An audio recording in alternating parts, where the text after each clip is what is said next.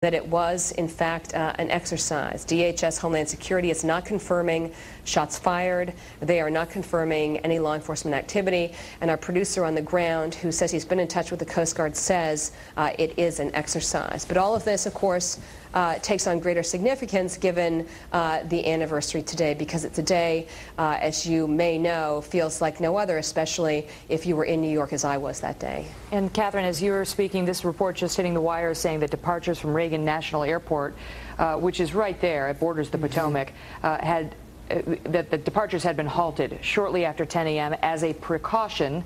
No word yet on whether that has, on whether flight traffic has reopened, but departures were halted shortly after 10 a.m. as a precaution.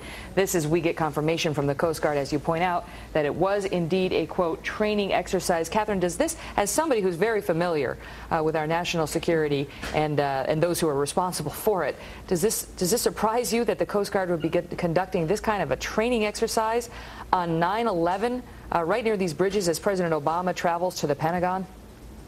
Well, it's, I want to find out more facts about the exercise and the events that unfolded this morning, but just speaking generally, they're exercising on a regular basis. You know, terrorism doesn't take a holiday just because it's 9/11. So I'd say that right out of the gate.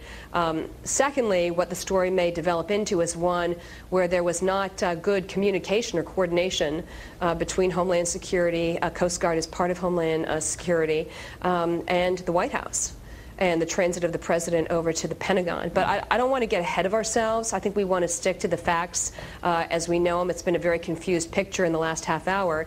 But the growing mountain of evidence that we seem to be getting in the newsroom is that it does appear it was an exercise, and perhaps a poorly timed exercise, in that it was not communicated well to those who would be in that area. As you mentioned, it's a very tight area in Washington, D.C. in terms of transiting the Potomac over to the Pentagon and also the memorials. Indeed.